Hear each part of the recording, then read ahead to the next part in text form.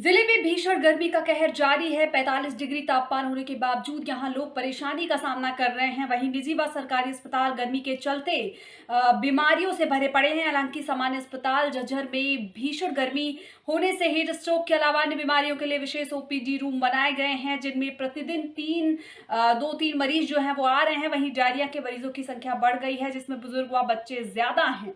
सामान्य अस्पताल में गर्मी से पीड़ित मरीजों के लिए विशेष व्यवस्था की गई है। सामान्य अस्पताल के कार्यकारी एमएस डॉक्टर गुरजीत सिंह सिद्धू ने बताया कि मरीजों को किसी प्रकार की परेशानी नहीं होने दी जाएगी। और क्या कुछ कहना है उनका, आप भी सुनिए। जिले 40 डिग्री तापमान होने के बावजूद जहां लोग परेशानी का सामना कर रहे हैं, वहीं निजी व सरकारी अस्पताल गर्मी के चलते बीमारियों से भरे पड़े हैं। हालांकि सामान्य अस्पताल झज्जर में भीषण गर्मी से होने वाले हीट स्ट्रोक के अलावा अन्य बीमारियों के लिए विशेष ओपीडी रूम बनाए गए, जिनमें प्रतिदिन 2-3 मरीज आ रहे हैं। वहीं डायरिया के मरीजों की संख्या बढ़ी है, जिनमें बुजुर्ग व बच्चे ज्यादा हैं। सामान्य अस्पताल में गर्मी से पीड़ित मरीजों के लिए विशेष व्यवस्था की गई है। सामान्य अस्पताल के कार्यकारी एमएस डॉक्टर गुरजीत सिंह सिद्धू ने बताया कि मरीजों को किसी प्रकार की परेशानी नहीं होने दी जाएगी।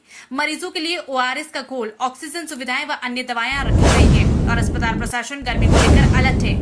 वहीं उन्होंने सामान्य अस्पताल की तीसरी मंजिल पर बनाए गए ओपीडी वार्ड का दौरा किया और इमरजेंसी में भी जाकर दवाइयों की जांच की और मरीजों का हालचाल पूछा। उन्होंने बताया कि लगातार गर्मी बढ़ रही है, जरूरत हो तभी घर से बाहर निकले, बार बार पानी पीते रहे, अपने गले को तर रखे और किसी भी प्रकार की कोई भी लापरवाही गर्मी में न बरते। उन्होंने बताया कि आगामी दिनों में और ज्यादा गर्मी बढ़ने की संभावना है। जिला प्रशासन की ओर से भी गर्मी को लेकर अलर्ट जारी किया गया है। हमें गर्मी से बचने के लिए तमाम उपाय करने चाहिए। वहीं बाल रोग विशेषज्ञ डॉक्टर अशोक ने बताया कि गर्मी के बढ़ते प्रकोप के कारण बच्चे बुजुर्ग भी गर्मी की चपेट में आ रहे हैं। उन्होंने कहा कि बच्चों को तला भुना व बाहर का खाना से परहेज करना चाहिए। वही सुबह शाम सैर करनी चाहिए और दोपहर में घर से बाहर न निकले। सामान्य अस्पताल में पंचकर्म विशेषज्ञ डॉक्टर ज्योति ने बताया कि हमें घर में बने खाने ही समय पर खाना चाहिए, खाली पेट नहीं रहना चाहिए। उन्होंने बताया कि घर में बनी लस्सी, बेल का शरबत, नींबू शिकंजी के अलावा अन्य ठंडे व सुपाच्य भोजन हमें करना चाहिए। उन्होंने बताया कि आयुर्वेद में स्पष्ट तौर पर बताया गया है कि हमें लगातार गर्मी से बचने का उपाय करते रहना चाहिए। हमें हीट वेव के संपर्क में आने से परेशानी होती है तो तुरंत चिकित्सक की सलाह ले। नेशनल न्यूज लाइव के लिए झज्जर से राकेश कुमार की रिपोर्ट। पोषण के लिए क्या क्या करना चाहिए, क्या उपाय है इसके? देखो, हीट वेव का जो मेन कारण है वो हमारे ना ग्लोबल वार्मिंग है। इस जो हमारी सेंचुरी में है कि बहुत ज़्यादा ट्रिगर करता है हीट वेव्स को। जो हमारी अर्थ का जो एटमॉस्फेयर है ग्लोबल वार्मिंग के कारण बहुत ज़्यादा बढ़ गया है। नॉर्मल जो हमारे बॉडी का जो टेम्परेचर है वो 97 डिग्री फ़ारेनहाइट से लेकर 98 तक रहता है, 9 तक। तो अगर हमारी बॉडी का टेम्परेचर एकदम से बढ़ी हुई गर्मी में बाहर जाता है ना, तो हमारे बहुत ज़्यादा चांसेस होते हैं कि हमारी बॉडी है ना, या तो उसको चक्कर आ जाएंगे और शरीर के ऊपर चकत्ते पड़ जाएंगे, जी में चला जाता है, उल्टी आ जाती है, रैसेज हो जाते हैं।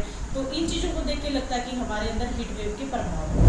उसका घरेलू उपाय क्या है कि जल्दी से जल्दी वो ठीक हो जाए? आयुर्वेदा के उसमें किस तरह से देखते हैं? हीट वेव से बचने का सबसे मुख्य तो कोशिश ये करनी चाहिए कि हमें ना बुजुर्ग और हमारे बच्चे कम से कम बाहर निकलें, क्योंकि हेल्थ डिपार्टमेंट ने, स्कूलों ने भी हेल्थ एडवाइजरी हमारे बहुत सारे स्टेट्स के लिए और डिस्ट्रिक्ट के लिए जारी कर दिया है। तो इसका मुख्य बचाव सबसे यही कम से कम हो कि हमें ना धूप में बाहर निकलें। जो हमारा गर्मी का टाइम है, ज़्यादा से ज़्यादा काम अपने ना सुबह 9 बजे से पहले निपटा लें, शाम को 7 बजे बाहर जाएँ। सबसे मेन बचने का उपाय ये है। फिर हमारी बॉडी में जब हीट अपने आप ज़्यादा बाहर जाते हैं तो जो पानी का जो अब्जॉर्प्शन है ना वो अपने आप कम हो जाता है। तो जैसे जो लोग एक्सरसाइज करते हैं, पसीना बाहर आता है, तो वो एक्सरसाइज करना कम करते हैं। और खाना ना सुपाच्य खाएं, ऐसा खाना खाएं कि जो जल्दी हजम हो जाए। लिक्विड डाइट उसमें ज़्यादा होनी चाहिए। जैसे घर में बनी हुई छाछ ले सकते हैं, नींबू पानी ले सकते हैं, हमारे यहाँ रबड़ी का बड़ा प्रचलन है वो ले सकते हैं। तो इन चीज़ों का वो। और सबसे मेन बात, जो लोग जिम वगैरह जाते हैं इसमें, तो हीट वेव उनको भी होने के ज़्यादा चांसेस होते हैं। ऐसा नहीं समझे कि हम बहुत ज़्यादा हेल्दी हैं, क्योंकि बहुत ज़्यादा प्रोटीन डाइट है ना, बॉडी के अंदर से है ना, हमारे जो पानी का जो अब्जॉर्प्शन है उसको सोख लेती है, तो बॉडी के अंदर ड्राइनेस पैदा हो जाती है। तो इसलिए भी हमारी डाइट भी इम्पोर्टेंट रहती है। फिर हम बात करते हैं कि हमें ना आयुर्वेदा के अकॉर्डिंग है ना, हमें क्या क्या बचाव हैं जो हमारे घर में ही रह के हम कर सकते हैं, डॉक्टर के पास हमें जाना ना पड़े। अगर आपको बहुत ज़्यादा क्रिटिकल सिम्टम बच्चे में या बुजुर्ग में किसी में देखने को मिलते हैं तो हमें तुरंत डॉक्टर को जाना चाहिए इमरजेंसी कंडीशन को लेकर।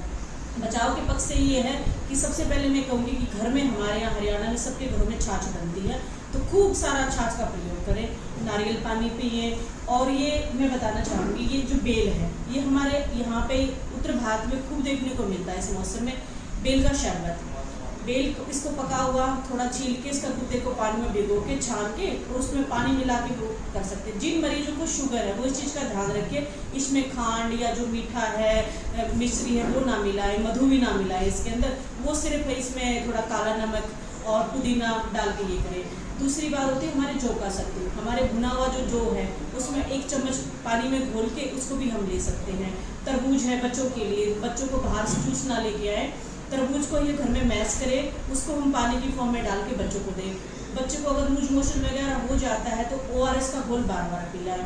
और अगर हमें कार्य के लिए हमें गर्मी में बाहर जाना पड़ता है तो हमें अपनी आँखों को जरूर कवर करके रखें चश्मे के साथ, सिर पर टोपी रखें और अपनी त्वचा पे कोशिश करें कि गीला जो कपड़ा है वो जरूर रुके जाए और घर से बाहर आते ही ना अपने चेहरे को जरूर धोएं। सर लगातार हीट वेव बढ़ता जा रहा है, उसके लिए अगर प्रशासन की बात की जाए या अस्पताल की बात करी जाए, क्या प्रिकॉशन करा जा रहा है और क्या सुविधाएं हैं अस्पताल में? देखिए, इसके लिए हमने जो हमारी कैजुअलिटी है, इमरजेंसी है, उसमें एक हीट वेव कॉर्नर वो एस्टेब्लिश कर दिया है। और ऊपर 3rd फ्लोर पे हमने एक रूम भी इसके लिए, मतलब सेपरेट जो वार्ड है हीट वेव के लिए, वो भी अवेलेबल। क्या फैकल्टी होगी उसमें जरा? हाँ, उसमें हमारा जो 24/7 जो स्टाफ नर्स है वो तैनात रहेगी। कितने मरीज आए हैं या? देखो, अभी तो ये गर्मी जो लू का मौसम स्टार्ट हुआ है, अभी तो मुश्किल से मतलब 1 to 2 मरीज मतलब इतने की आ रहे हैं, तो ज़्यादा अभी है नहीं। लोगों को क्या हिदायतें देंगे जनाब? लोगों को हदायत यही है, सबसे पहले तो यही है भी लू का मौसम है और कम से कम अपना बचाव खुद करें, घर से कम निकलें। और इसमें जो ज़्यादा है अपने बॉडी को ज़्यादा हाइड्रेशन रखें, खूब पानी पिएं और खूब जो है मतलब जूस लें, फ्रूट लें। तो जो AC वगैरह है वो चला के रखें, पंखे चला के रखें, घर से कम बाहर निकलें। अगर बात की जाए बद इंतजामी की, तो अगर अस्पताल की बात की जाए तो वहाँ पर पीने के पानी की सुविधा कम है, कई वाटर कूलर में पानी तक नहीं है, उसको लेकर आप क्या कहेंगे? तो इसके लिए देखो, मेरे संज्ञान में मतलब जो आज ही बताया आपने, तो इसके लिए हम अपनी पुरजोर कोशिश करेंगे मुहैया करवाने की। तो सर, हॉस्पिटल में काम चल रहा है, जो है गायनी रूम ले लो या और कोई भी रूम ले लो, उसमें काम चल रहा है, पानी की व्यवस्था नहीं है वहाँ, मरीज परेशान हैं, बाहर से पानी मंगवाने के लिए जो है बाध्य हैं, वहीं स्टाफ कर्मचारी भी 10-10, 20-20 रुपए इकट्ठा करके कैंपर मंगवा रहे हैं सर। हाँ, तो ये मेरे संज्ञान में आज ही आया ये मामला। तो जो इसका हम करेंगे, पर जो हमारे जो MS हैं वो अभी छुट्टी पे चल रहे हैं, तो उसकी वजह से भी थोड़ा बहुत कुछ जो उनके साइन होने होते हैं, कुछ फाइनेंशियल कुछ और, तो मतलब